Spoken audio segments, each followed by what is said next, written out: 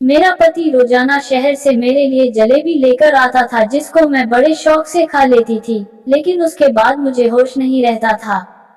सुबह उठती तो कपड़े गीले रहते थे, और एक दिन पति का लायू हुई जलेबी मैंने फेंक दी और सोने का बहाना करके सो गई। और फिर जो मेरे साथ मेरे पति ने किया, वो सुनकर आपके रोंगटे खड़े हो जाएंगे, क्योंकि शादी की रात पति के कमरे में आने से पहले ही मैंने ब्लैक कलर की शॉर्ट नाइटी पहनी थी कि वह पहली ही नजर में मुझे देखे और अपना दिल हार बैठे। वैसे मैं गांव वाली थी, लेकिन यह नाइटी मुझे मेरी बड़ी बहन ने दी थी, जिसकी शादी शहर में हुई थी। उसने ही मुझे पति को काबू करने की कई बातें बताई थी। मेरे पति मोहन कमरे में आए तो मेरा यह नाइट सूट देखकर रुक गए। उनके नजर में तो मैं गांव की लड़की थी। मोहन के सामने नाइटी पहनकर मुझे शर्म तो बहुत आ रही थी, लेकिन अब वह मेरे पति थे और मुझे उनका दिल जीतना था। मैंने हमेशा शादी को लेकर बहुत सपने बुने थे और आज की रात का ना जाने कितनी बार सोचा था।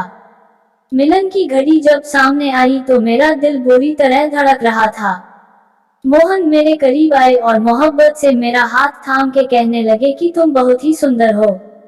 मोहन की यह शब्द ने मुझे नई जिंदगी दे दी थी और मैं खुद को हवाओं में महसूस कर रही थी। मोहन ने अपनी जेब में हाथ डाला तो मुझे लगा कि वह मुझे मुंह दिखाई का गिफ्ट देंगे, लेकिन मोहन ने जेब से हाथ निकाला तो मैं हैरान रह गई। उनके हाथ में जलेबी का थैला था, और मोहन ने खुद ही वह थैला खोला और कहने लगे कि शादी की रात सबसे पहले मैं तुम्हें अपने हाथ से ही मीठा खिलाऊंगा। मोहन की बात सुनकर मेरे होठों मुस्कुराहट आ गई। कह रहे थे कि मेरे लिए खासकर शहर से जलेबी बनवा कर लाए हैं। मोहन ने मोहब्बत भरे अंदाज से वह जलेबी मेरे मुंह में डाली तो मैंने भी खुशी खुशी खा ली। वह बहुत ही स्वादिष्ट थी। मोहन मेरी आंखों में आंखें डालकर मुझसे मोहब्बत भरी बातें करने लगे और मैं ना जाने कैसे नींद में खोने लगी। थोड़ी देर बाद मुझे कुछ होश ही न रहा। सुबह के वक्त मेरी आंख खुली तो घड़ी में पूरे 10 बजे रहे थे। मेरे कपड़े गीले थे। मैं हैरान थी कि इस रात के इंतजार में मैंने एक एक पल गिनकर गुजारा था। उस रात में मैं कैसे गई। फिर मुझे मोहन का ख्याल आया। न जाने वह मेरे बारे में क्या सोच रहे होंगे। कपड़े कैसे गीले हुए थे। मोहन कमरे में नहीं थे। मैंने तुरंत ही अपने कपड़े बदले और नहा धोकर तैयार हो गई। मैं अपने बालों को सुलझा रही थी कि मोहन कमरे में आए। उनका मूड बहुत ज्यादा बिगड़ा हुआ था। कोई बात नहीं की। मैंने उनसे बात करने की कोशिश की तो पूरी तरह गुस्सा हो चुके थे और यह बात मेरे लिए बर्दाश्त से बाहर था। मैंने सोच लिया था कि किसी ना किसी तरह मैं मोहन को मना कर रहेंगी। मोहन के जाने के बाद मेरी सास कमरे में आई तो मेरी आंखों में आंसू देखकर हैरानी से पूछने लगी कि क्या हुआ बहू। मैंने उन्हें बता दिया कि मैंने मोहन को नाराज कर दिया है। वो कहने लगी कि मैं अभी मोहन से बात करती हूँ, लेकिन मैंने हाथ पकड़कर अपनी सास को रोक लिया। उनसे कहा कि वह मोहन से कोई बात ना करें, वरना हमसे और नाराज हो जाएंगे। मेरी बात सुनकर वह खामोश हो गई और बोली, छोटी छोटी बातों को दिल पर ना लगाओ। कुछ दिन मोहन के साथ रहोगी तो तुम उसकी आदत को अच्छी तरह समझ जाओगी। मैं उनकी बात सुनकर खुश हो गई थी। मैं अपने माँ बाप की लाडली होने के साथ साथ अपनी सास की भी बहुत लाडली थी। हालांकि बचपन से ही ख्वाहिश थी कि मेरी शादी उनके बेटे मोहन से हो, और जैसे ही मैं 15 साल की हुई तो वह मुझसे मिलने के लिए आई थी और जाते जाते मेरा मुंह मीठा करवा कर चली गई। मैं बहुत खुश थी क्योंकि वह मुझसे बहुत प्यार करती थी, और इसलिए मेरे माँ बाप को भी इस रिश्ते पर कोई एतराज नहीं था। मोहन की शहर में अच्छी नौकरी थी। वो सुबह सवेरे शहर के लिए निकल जाता और रात को ही घर लौटता। उसकी कमाई से ही मेरी सास ने गांव में एक बड़ा सा घर बनवा लिया था। बहुत सालों से मेरी और मोहन की मुलाकात नहीं हुई थी क्योंकि वह ज्यादा वक्त शहर में गुजारता था। घर लौटता तो हमारे गांव आने का उसके पास वक्त भी नहीं रहता था। लेकिन रिश्ता होने के बावजूद भी हमारे गांव मुझसे मिलने के लिए नहीं आया। इसी बात को लेकर मेरे दिल में अजीब सवाल उठने लगे थे। एक दिन मैंने अपनी सास से पूछा, क्योंकि मेरी सास मेरी माँ की सहेली थी तो मैं उनसे बिल्कुल शर्माती नहीं थी। एक दिन वह मिलने के लिए हमारे गांव आई। तो मैंने बातों बातों में ये पूछा कि मोहन हमारे गांव क्यों नहीं आते। मेरी माँ के कान में यह बात पड़ी तो मम्मी ने मुझे एक थप्पड़ मारा और बोली, तुम्हें कहने में शर्म नहीं आती, अपने होने वाले पति के बारे में ऐसी बातें पूछते हैं। मैं बिलक कर रह गई थी। मेरी सास मुस्कुराते हुए कहने लगी कि क्यों नहीं, जैसे ही मोहन को वक्त मिलेगा जरूर आएगा। जब से उसे शहर की हवा लगी है वह बहुत ही कम बात करता है। अब पहले की तरह नहीं है बल्कि गंभीर हो गया है।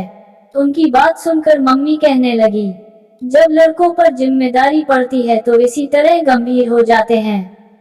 एक मेरी बेटी को ही अक्ल नहीं आ रही है, मुंह उठाकर जो चाहे पूछ लेती है। मम्मी ने गुस्से में एक नजर मेरे तरफ किया तो मैं वहां से उठकर अपने कमरे में आ गई। उनके जाने के बाद भी मम्मी ने मुझे हजारों बातें सुनाई। मम्मी पता नहीं क्या कुछ कह रही थी, मैं तो अपनी ही ख्यालों में मगन थी। मैं ये सोचकर खुश थी कि मेरा होने वाला पति भी हीरो की तरह शहरी बन गया है। मुझे शुरू से ही शहर में रहने का बहुत शौक था। उन्होंने ने शादी के लिए साल भर का वक्त दिया था और 1 साल का वक्त बस सपने बुनने में ही निकाल दी। लेकिन मुझे क्या खबर थी, एक दिन मेरे सारे सपने मिट्टी का ढेर बन जाएंगे। कुछ दिन के बाद मेरी और मोहन की शादी बहुत सारे रस्मों रिवाज के साथ धूमधाम से हुई थी। मैं मोहन के साथ विदा होकर उनके गांव चली आई थी। मेरी सास ने बहुत ही खुशी से वेलकम किया था, लेकिन शादी की रात सोने की वजह से मोहन बहुत ज्यादा गुस्सा थे और पूरा दिन उसने मुझसे कोई बात नहीं की। मैं सारा दिन बिन पानी की मछली की तरह उसके आगे पीछे तड़पती रही, लेकिन उसने एक नजर भी मुझ पर न डाला। सारा वक्त घर की छत पर गुजारे, और गांव में औरत को छत पर जाना मना होता है, इसलिए मैं उसके पीछे भी ना जा सकी। रात के वक्त मोहन खुद ही कमरे में आया। मेरी आंखें रो रो कर सूज चुकी थी। वह मेरे पास बैठकर कहने लगा कि मुझे माफ कर दो, मैं गुस्से में आ गया था। मैं तुम्हारे पास बैठा था और तुम इस कदर गहरी नींद सो गई थी कि मेरे उठाने पर भी ना उठी, इसलिए मैं गुस्सा गया था। मुझे पता था कि गलती मेरी है, इसलिए मैंने मोहन से खुद ही माफी मांगी और कहा कि आगे मैं शिकायत का कोई मौका नहीं दूंगी। वह खुश हो गया और मेरे लंबे बालों की तारीफ करने लगे। मैं सोचने लगी, मोहन सारा दिन इस कदर नाराज होने के बाद अचानक उनका अंदाज इतना अच्छा कैसे हो गया था। मोहन ने एक बार फिर जलेबी निकाली और अपने हाथ से मेरे मुंह में डालकर कहने लगा कि जलेबी खाने से होंठ रेड हो जाते हैं, तुम्हारा खूबसूरत होंठ और खूबसूरत हो जाएंगे। उनके बातों में मोहब्बत की इस कदर मिठास थी कि मैं शर्मा गई। मोहन मेरे हाथ पकड़े और कुछ कह रहे थे, लेकिन मुझे कुछ होश ही ना रहा और थोड़ी ही देर के बाद मैं दुनिया से दूर हो चुकी थी। एक बार फिर मेरी आंख खुली तो सुबह के 11 बजे बज रहे थे। मेरे होश उड़ गए थे। मैं जान गई थी कि मोहन एक बार फिर गुस्सा हो चुका होगा। अब मुझे समझ ही नहीं आ रहा था कि मुझे इस तरह गहरी नींद कैसे आ सकती है। मेरे कपड़े पूरी तरह गीले थे और मुझे ठंड लग रही थी। मैं जल्दी से नहा धोकर तैयार हो गई और कमरे से बाहर निकली तो कमरे के बाहर मेरे पति गुस्से में मेरी सास से कह रहे थे कि आपने ऐसी लड़की से मेरी शादी करा दी है जिसे सोने उठने की कोई समझ नहीं है। मैं कैसे इसके साथ सारी जिंदगी गुजार सकता हूँ। इसे ये भी मालूम नहीं कि गांव की औरतें सवेरे उठकर घर के कामकाज करती है। आप सुबह से उठकर घर का काम कर रही है और वह महारानी बनकर सो रही हैं। अगर ऐसा ही हाल रहा तो मैं ज्यादा दिन तक आपकी चहेती बहू को अपने घर में बर्दाश्त नहीं कर सकता। मोहन का ये शब्द सुनकर मैं घबरा गई। मैं सोच भी नहीं सकती थी कि मेरे पति इतना सख्त होंगे। इससे आगे बातें सुनने की मुझ में हिम्मत नहीं थी। मैं चुपचाप से किचन में चली गई थी। मेरी सास सच में सुबह से कामकाज में लगी हुई थी, क्योंकि किचन भी पूरी तरह साफ था और दोपहर का खाना भी बन चुका था।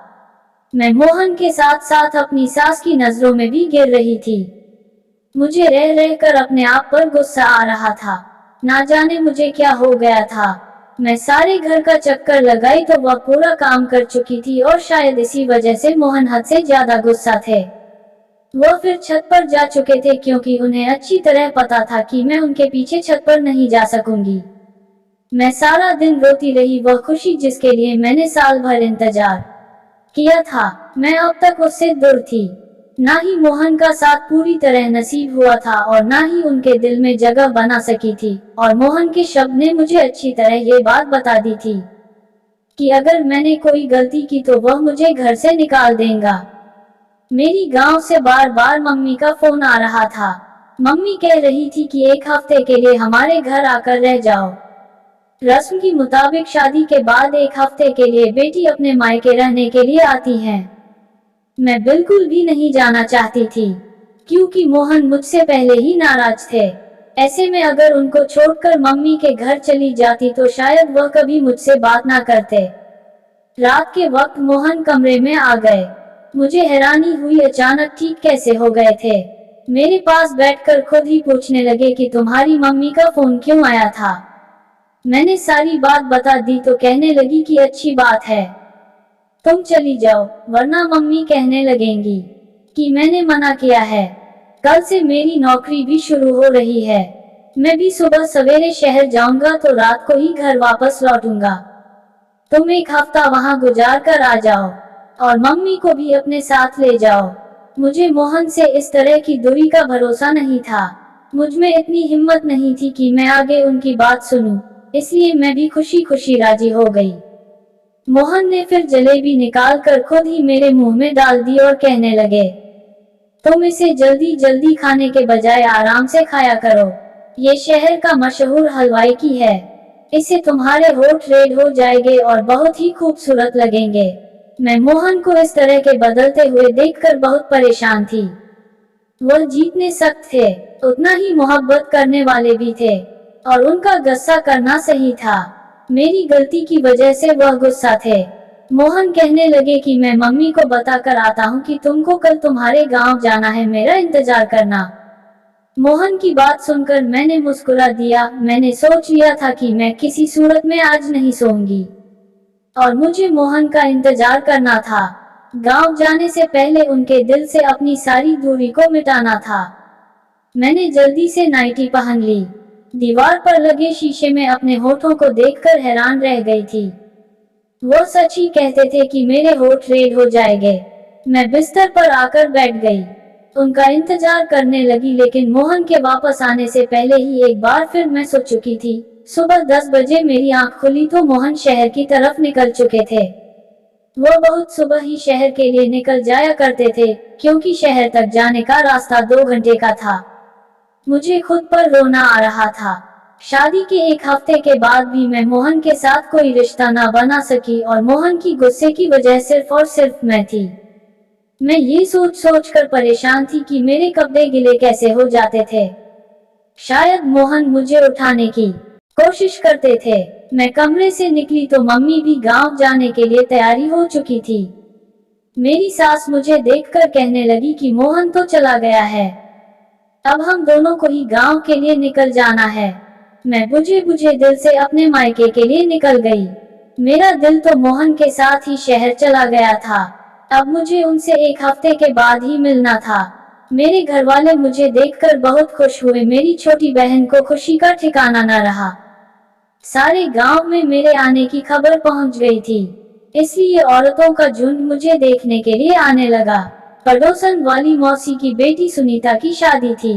वह मेरी पक्की सहेली थी। गांव आकर मुझे उसकी शादी में घूमने का मौका मिल गया।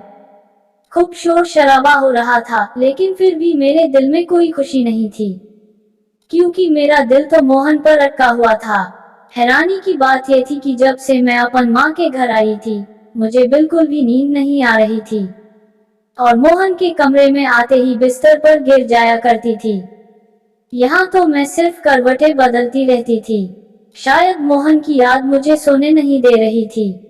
मेहंदी की रात ही पड़ोसन मौसी की बहन का बेटा केशव शहर से शादी में घूमने के लिए आया था। वह बचपन से ही गांव आता जाता रहता था। मुझे देखते ही मेरे पीछे पीछे घूमने लगा। मैं हैरान थी कि उसे क्या हुआ है। उसकी नजर मुझ पर जमी हुई थी और इस बात को शायद मेरी सास ने भी महसूस किया था। मुझे अजीब सी घबराहट हो रही थी। पहले ही मेरे और मोहन के बीच का रिश्ता कुछ ठीक नहीं था। और केशव के बारे में मेरी सास को पता चला तो मेरा बसा बसाया घर उजड़ जाएगा, इसलिए मैं पड़ोसन मौसी के घर से निकलकर अपने घर वापस आ रही थी और केशव मेरे पीछे पीछे चला आया। मुझे रोककर कहने लगा कि मुझे तुमसे प्यार है और अगर तुम कहो तो मैं तुम्हारे घर रिश्ता भेज दूं। केशव के ये शब्द ने तो मेरी जान ही निकाल दी थी। मैंने गुस्से में केशव से कहा कि मेरी शादी हो चुकी है और बेहतर यह है कि आगे तुम ऐसी कोई बात ना करना। मेरी बात सुनकर तो केशव कहने लगा, शहर में मेरा बहुत बड़ा बंगला है, गाड़ी है, मैं तुम्हें सब खुशी दूंगा, लेकिन तुम अपने पति को छोड़कर मेरे साथ चलो। मैं हमेशा से ही तुमसे प्यार करता हूँ। मुझे क्या पता था कि 17 साल की उम्र में ही तुम शादी कर लोगी। मैंने उसे गुस्से से कहा कि आज तो ये बात कह दिया है, लेकिन आगे ऐसी बात ना करना। मैं अपने पति से बहुत प्यार करती हूँ और तुम्हारी एक गलती मुझे बदनाम कर सकती है। केशव उस वक्त वापस लौट गया, लेकिन मेरे लिए सुनीता की शादी मनाना मुश्किल हो गया था। वह बहुत जिद साबित हुआ था, बहाने बहाने से अपने फोन में मेरी फोटो खींच रहा था। जैसे तैसे एक हफ्ता गुजर गया और मैं अपनी सास के साथ वापस अपने घर आ गई। मोहन शायद आज काम से जल्दी लौट आया था। हम कल दोपहर को घर पहुंचे थे और मोहन पहले से ही घर पर था। मोहन को देखकर मैं बहुत खुश थी। अपना सामान रखने के लिए कमरे में गई तो मोहन अपनी मम्मी से मिलने के लिए उनके कमरे में चला गया। मैंने सोचा कि मैं भी कुछ देर मोहन और मम्मी जी के साथ बैठ जाती हूँ, फिर घर के कामकाज करूंगी। इसलिए सामान रखकर दोबारा उनके कमरे की तरफ आई तो मेरी सास के शब्दों ने मुझे हैरान कर दिया। मैं सोच भी नहीं सकती थी कि मेरा घर उजाड़ने वाली कोई और नहीं बल्कि मेरी अपनी सास है। वह गुस्से में मोहन से कह रही थी कि मैंने जाते वक्त तुझे कह दिया था कि हमारे वापस आने तक इसका कागज बनवा लेना, लेकिन तुझे कुछ होश नहीं। मैंने खुद अपनी आंखों से देखा है कि तेरी पत्नी कितनी गलत, लेकिन तू तो आंखों में पट्टी बांध रखी है। मोहन कह रहा था कि माँ मेरे लिए उसे छोड़ना मुमकिन नहीं है, वह मेरी पत्नी है, मैं उसे प्यार करता हूँ। उसमें 1000 गलती सही है, लेकिन मैं उसे कभी जिंदगी से अलग नहीं कर सकता। मोहन मेरी मोहब्बत की बातें कर रहे थे और मेरी सास बुराइयों में मगन थी। मुझे समझ नहीं आ रहा था ये सब क्या हो रहा है। मेरी सास मुझे इतनी चाव से ब्याह कर लाई थी तो मुझे डिवोर्स क्यों दिलवाना चाहती थी, और मोहन जो मुझे बहुत ही सख्त लगते थे, वह कितनी प्यार से बातें कर रहे थे और मेरी खातिर अपनी माँ से लड़ रहे थे। मेरा दिल पूरी तरह उलझ चुका था। रात जब मोहन कमरे में आए तो मेरा बिल्कुल भी जलेबी खाने का दिल नहीं था।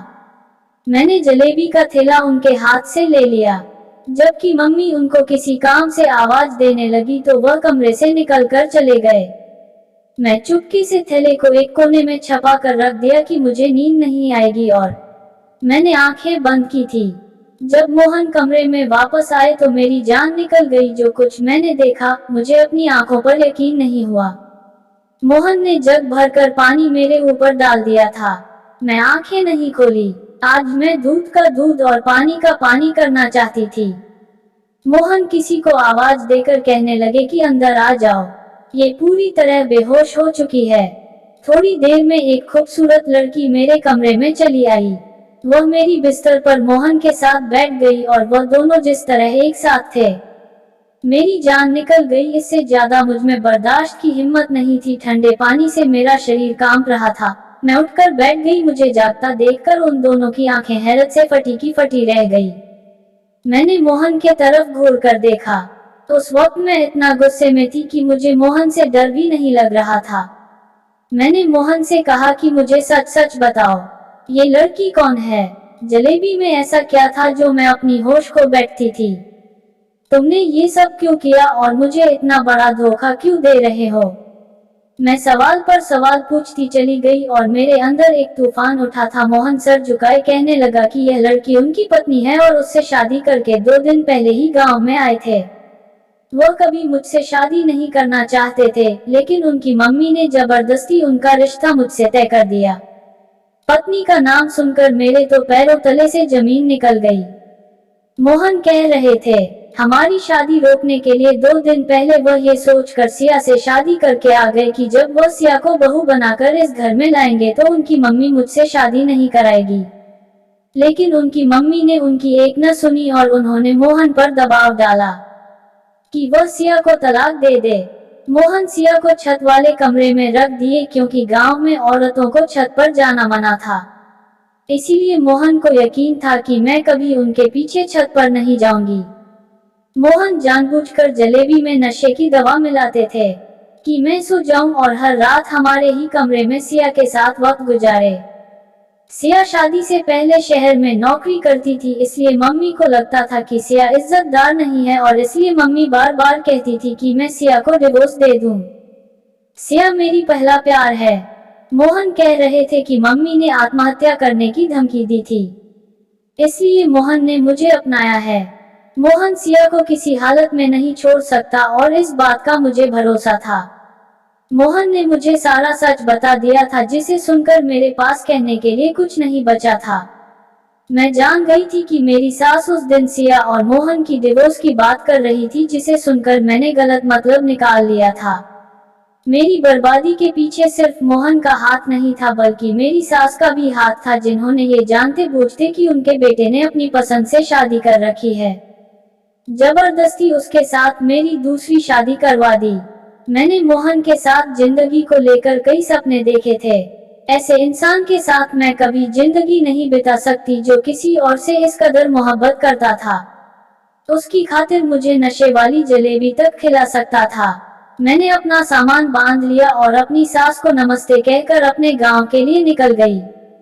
मेरी सास ने बहुत कोशिश की, वह बार बार मुझे यकीन दिला रही थी कि मोहन सिया को छोड़ देगा और मेरा हो जाएगा, लेकिन मैं कभी ऐसे इंसान के साथ गुजारा नहीं कर सकती थी जो मुझे मोहब्बत नहीं दे सकता था। मैंने अपने माँ बाप से कहकर मोहन से डिवोर्स ले लिया था। मैं अपने माँ बाप की लाडो रानी थी। वह मुझे खुद ही किसी ऐसी आग में झोंकना नहीं चाहते थे। पड़ोसन मौसी के वजह से केशव को खबर मिल गई थी कि मैं अब एक बार फिर अकेली हो गई हूँ, इसलिए केशव अपने घर वालों को भेजकर मुझे अपनाने की बात की थी। मैं अभी शादी नहीं करना चाहती थी, इसलिए मैंने साफ साफ इनकार कर दिया। मुझे अब आगे पढ़ना था और अपने पैरों पर खड़ा होना था। मेरी पढ़ाई के साथ ही मेरी पेपर भी खत्म हो गई थी। मैंने उसको दोबारा शुरू कर दिया था। हर शादी कामयाब हो यह जरूरी नहीं, लेकिन एक नाकाम शादी का मतलब यह नहीं कि इंसान नाकाम होता है। अपनी शादी की नाकामी के बाद मैं बहुत ज्यादा कामयाब हो गई थी।